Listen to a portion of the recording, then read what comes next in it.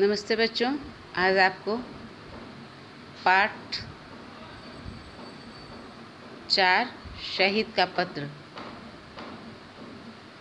इसमें आप देख रहे हो कि ये लिखा हुआ शहीद का पत्र। इसमें बच्चों ये जो आप तस्वीर देख रहे हो, आप जो भी तस्वीर देख रहे हो ये आपका राम प्रसाद बिस्मिल का है। ये तस्वीर आपकी राम प्रसाद बिस्मिल की है। ये तस्वीर में आप जिसे भी देख रहे हो, ये राम प्रसाद बिस्मिल एक ऐसे व्यक्ति थे जो देश की आज़ादी के लिए अपना सर्वस्व न्यौछावर कर दिए। इन्होंने एक गीत गाया था, सरफरोशी की तमन्ना अब हमारे दिल में है। सरफरोशी की तमन्ना अब हमारे दिल में है। देखना है जोर कितना बाजुए का दिल में है। करता नहीं क्यों दूसरा कुछ बातचीत। देखता हूँ मैं जिसे वो चुप है तेरी महफिल में है। रहबर राहे मोहब्बत रह न जाना राह में। रहबर राहे मोहब्बत रह न जाना राह में। लज्जत ए सहरा नवर्दी दूरिये मंजिल में है। यूँ खड़ा मौकतल में कातिल कह रहा है बार बार। क्या तमन्ना ए शहादत भी किसी के दिल में है। ए शहीदे मुल्को मिल्लत में तेरे ऊपर निसार। अब तेरी हिम्मत का चर्चा गैर की महफिल में है। वक्त आने दे बता देंगे तुझे ए आसमां। वक्त आने दे बता देंगे तुझे ए आसमां। हम अभी से क्या बताएं क्या हमारे दिल में है। खींच कर लाई है सबको कत्ल होने की उम्मीद। खींच कर लाई है सबको कत्ल होने की उम्मीद। आशिकों का जमघट आज कूचे ए कातिल में है। आशिकों का जमघट आज कूचे ए कातिल में है। सरफरोशी की तमन्ना अब हमारे दिल में है। देखना है जोर कितना बाजुए कातिल में है। यहाँ पे बच्चों जो कातिल शब्द का प्रयोग किया है बिस्मिल ने, इसे ब्रिटिश गवर्नमेंट को लेकर के इन्होंने कहा कि जो भी है देखिए इनके में कितना जोर है, जो कि हमें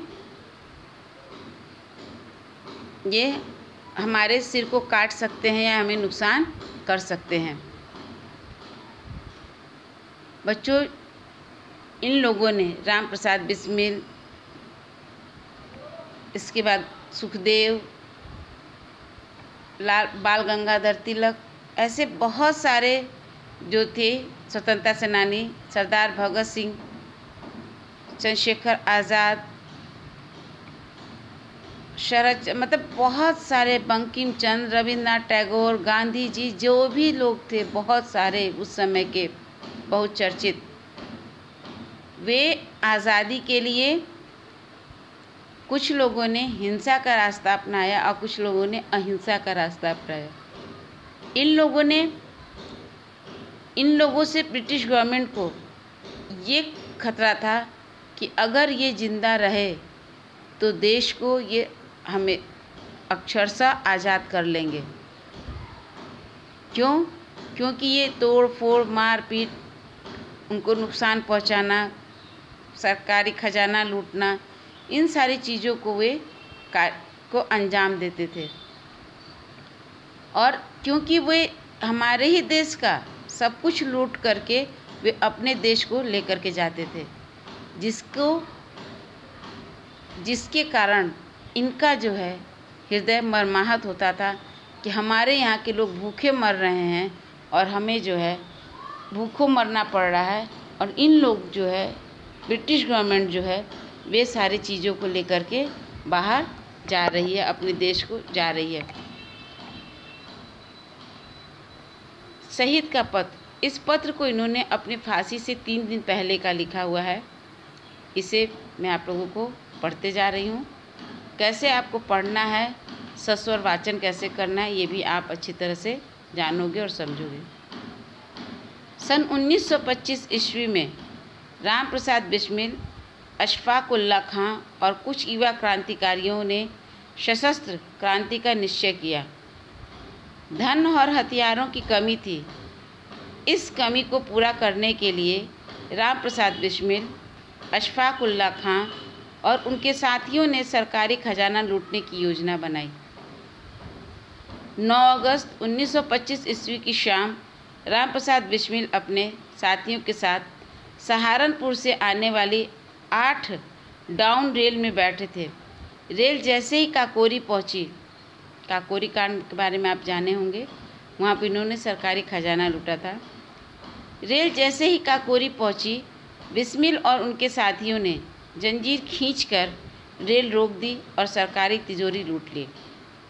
छिपते छिपाते वे लगभग 12 बजे घर पहुँचे।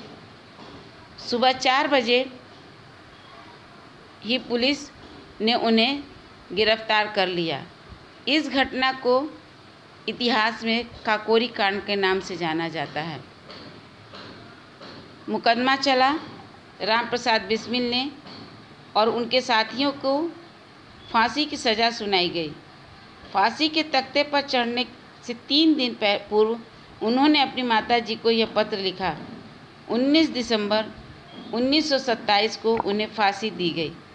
जैसे ही उनके कदम फांसी की तख्तों की ओर बढ़े, वैसे ही भारत माता की जय और वंदे मातरम के नारे आकाश में छूने लगे।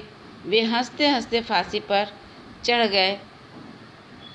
राम प्रसाद बिस्मिल तो नहीं रहे, पर उनके गीत आज भी गूंजते रहे हैं। सरफरोशी की तमन्ना अब हमारे दिल में है, देखना है जोर कितना बाजुए का दिल में है। वे जब फांसी पे चढ़ने जा रहे थे, जब उनको फांसी दी जा रही थी, तो उस समय ये इस गीत को वे गाते हुए फांसी के तख्ते तक जा रहे थे। देशभक्ति भावना से हमारा मन डूबा हुआ है। इसको पूरा करने के लिए हमें सामर्थ्य को बढ़ाना होगा।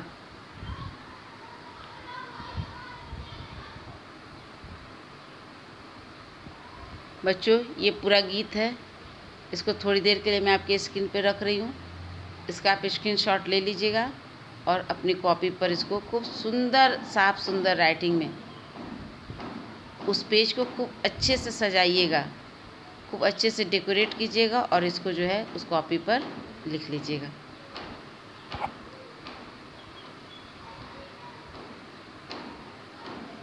सोलह दिसंबर 1927 फैज़ाबाद का जेल है।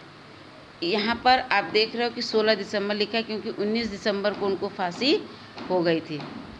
पूजनीय माताजी, सादा चरण स्पर्श, चरण वंदना। इस संसार में मेरी किसी भी भोग विलास तथा सुख की इच्छा नहीं है। केवल एक इच्छा है, यह कि एक बार श्रद्धापूर्वक तुम्हारे चरणों की सेवा करके अपने जीवन को सफल बना लेता, किंतु यह इच्छा पूर्ण होती नहीं दिखाई देती, क्योंकि शीघ्र ही मेरी मृत्यु का संवाद सुनाया जाना है। माँ, मुझे विश्वास है कि तुम यह समझकर धैर्य धारण करोगी कि तुम्हारे पुत्र ने माताओं की माता भारत माता की सेवा में अपना जीवन समर्पित कर गया है।